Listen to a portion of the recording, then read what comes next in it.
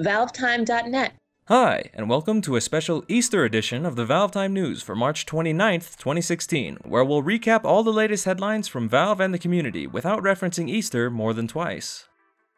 With the official launch of the HTC Vive and SteamVR in just over a week, Valve continued their swift distribution of content and new features this past week by adding the much-anticipated Steam Desktop overlay, a partner to the Game Theater mode unveiled back at GDC 2016.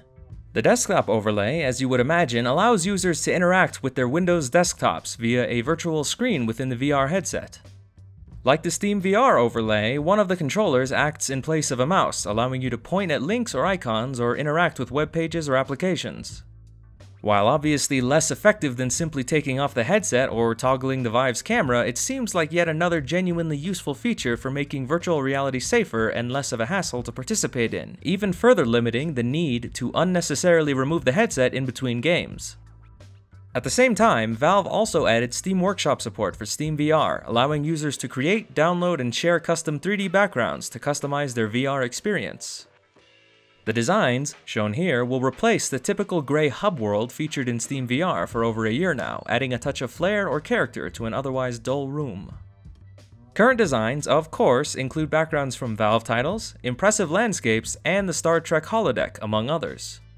With around 100 designs already uploaded to the Steam Workshop prior to release, we can't wait to see the content explosion that could happen once the Vives start arriving in homes. While we're discussing the HTC Vive, we might as well bring up a pair of new pieces of information released this past week which make it easier than ever to determine just when exactly the first batch of HMDs will be delivered to consumers. On Tuesday, Daniel O'Brien, HTC's VP of VR, confirmed to a Twitter user that Vive kits would begin arriving with consumers on April 5th, which was previously believed to be the initial shipping date, effectively bringing expectations forward by a day or two. This, of course, only affects those consumers who were quick enough to be placed in the initial wave of pre-orders. Thanks to some investigations by Reddit user Adrenor, it is now also relatively easy to find out exactly which pre-order wave your Vive will be included in, as requesting shipping information for your order via the HTC website will send you an email listing which part their headset will arrive as part of, effectively a tiered shipping bundle. Those lucky or fast enough to be in the first few bundles should now have received an email informing them that their order is being processed for shipping, with the email also laying out exactly what is included in the box and how it will look.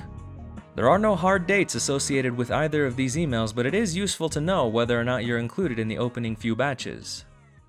With these batches arriving in just over a week, Valve have seemingly finally finished working on the SteamVR room scale tutorial, which has been previewed in various forms over the past year.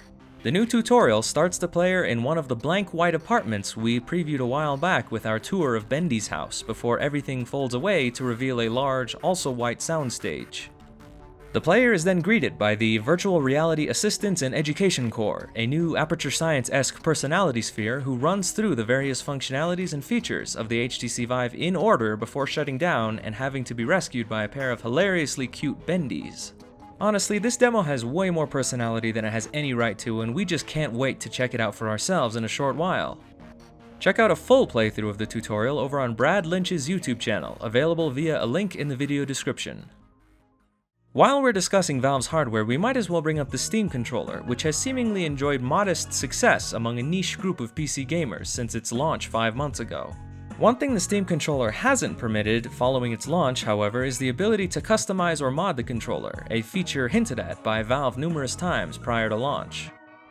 This past week saw Valve's Greg Matalich release the original 3D design assets for the Steam controller onto Dropbox for the public to freely download and use. The files allow anyone with the technical skill to view, edit, and even 3D print their own Steam controller components to change or improve the physical design however they see fit. While this is certainly a big deal, it doesn't quite mean you'll be able to go off and start your own business creating custom Steam controller mods, as a license included with the files states that new parts may be designed and created for personal use, but that they cannot be sold commercially without authorization from Valve. Still, we're excited to see the kinds of communities or designs which could crop up around this new kind of modding, especially given the increasing prominence of 3D printing. Now let's actually talk about some games for a short while. As promised back in January, this past week saw Valve announce and release the Spring Cleaning 2016 update for Dota 2, which added a rather massive list of bug fixes alongside several quality of life improvements intended to make the game more enjoyable to play. Added improvements include replacing enemy mini-map icons with arrows instead of X's to more easily identify the direction of travel, neutral and ancient camp spawn indications when planting a ward to make blocking and dewarding easier, optional tower attack range and target identifiers to help increase the understanding of tower behavior, and numerous upgrades to the armory and store pages. Other noteworthy improvements include the separation of the text and voice mutes, a streamlined and more responsive settings menu, and the ability to set custom hotkeys for each of the game's individual heroes and their abilities. We're not going to cover the stupidly long list of bug improvements here on the show since we'd be here literally all day and night, but we're super glad Valve takes the time each year, or two in this case, to focus some attention on ensuring that the quality of their games remains high. We would personally like to see a similar approach to CSGO and TF2, both of which could use a good dusting every now and again. While the competitive matchmaking beta for Team Fortress 2 continued mostly unchanged this past week, a pair of minor patches kept things chugging along nicely. Loading up the game will now preview the game's most popular live streams straight from Twitch TV, similarly to the system used in Counter-Strike Global Offensive. A second change fixed a problematic issue which caused the round and setup timers to not appear at the top of the screen outside of competitive matches, which occasionally made it more difficult than it should be to know exactly what is happening. If you haven't already had enough of virtual reality on this week's episode, be sure to also check out a recent episode of VoicesOfVR's podcast, which features Valve's Barnett as he discusses the creation and design of The Lab, Valve's upcoming freely available virtual reality title set to release on April 5th. The 26-minute podcast delves into a number of interesting and insightful topics related to virtual reality and Valve's recent efforts, including their approach to photogrammetry, how they've tweaked numerous activities to increase their realism, and even minor hints about the other to-be-revealed lab minigames. A link to the full podcast will be provided down in the video description. And that brings us to the end of another not very Easter-ish week of Valve news. To stay up to date with all the latest Valve-related content, don't forget to check out our social media pages and to join in with the conversations over on the ValveTime.net community forums. Thanks for watching and bye for now.